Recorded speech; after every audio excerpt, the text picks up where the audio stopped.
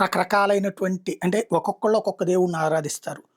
విష్ణువుని ఆరాధించేవాళ్ళు, శివుడిని ఆరాధించేవాళ్ళు, అలాగే రకరకాల దేవుళ్ళని ఆరాధించేవాళ్ళు, పూజించేవాళ్ళు ఉంటారు. ఆ గుళ్ళకెళ్తారు, ఈ గుళ్ళకెళ్తారు. ఇవన్నీ ఉన్నాయి. కానీ ఇక్కడ బాబాల్ని నమ్మేవాళ్ళున్నారు. బాబాల్ని నమ్మేవాళ్ళు కూడా స్వామీజీలను నమ్మేవాళ్ళు కూడా దేవుడిని నమ్ముతూ, దేవుడు ప్రతినిధిగా తాము నమ్మే స్వామీజీని, బాబాని నమ్ముతారు.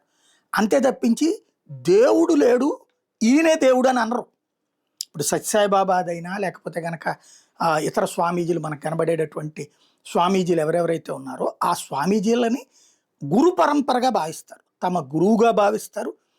దేవుడి తరపున ప్రతినిధిగా భావిస్తారు. ఆ టైపులో చూస్తారు తప్పించి దేవుడు అంటే ఈయన తప్పించి ఇంకా వేరే దేవుళ్ళు లేరని భావించరు. కానీ బ్రహ్మకుమార్యుల యొక్క ఆలోచన తీరు అది. వాళ్ళ గురువు గారే దేవుడు, మిగతా ఎవరూ లేరు అన్నటువంటిదే ప్రచారం చేస్తుంటారు వాళ్ళు. అందులో వివాహం చేసుకోకుండా సన్యాసత్వం తీసుకుని ఉండటం, ఇవన్నీ చాలా రకాలు ఉన్నాయి. దాన్ని గత కొన్నేళ్ల నుంచి కూడా, అంతకుముందు ఎవరు పట్టించుకోలేదు, అది హిందుత్వంలో పార్ట్ అనుకున్నారు. కానీ గత కొన్నేళ్ల నుంచి హిందుత్వవాదులు దాన్ని డీప్గా అబ్జర్వ్ చేస్తే హిందూ దేవీ దేవతలకు వ్యతిరేకంగా వాళ్ళు ప్రచారం చేస్తున్నారు.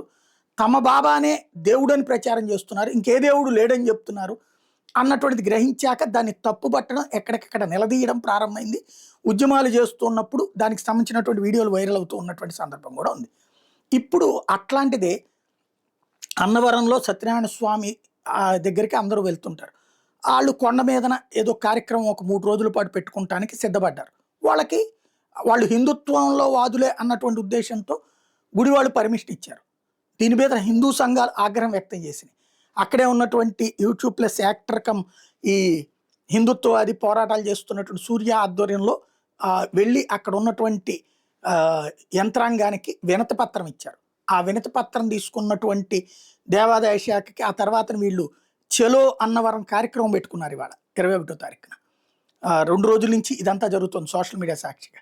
దాంతో దేవాదాయ శాఖ అర్జెంటుగా ఆ కార్యక్రమాన్ని రద్దు చేస్తూ అక్కడ నిర్వహించుకోవద్దు, అది భక్తుల మనోభావాలకు భంగకరం అంటూ ఆదేశాలు ఇవ్వడం అన్నటువంటిది అద్భుతమైనటువంటి సంచలనాత్మకమైనటువంటి విషయమైంది.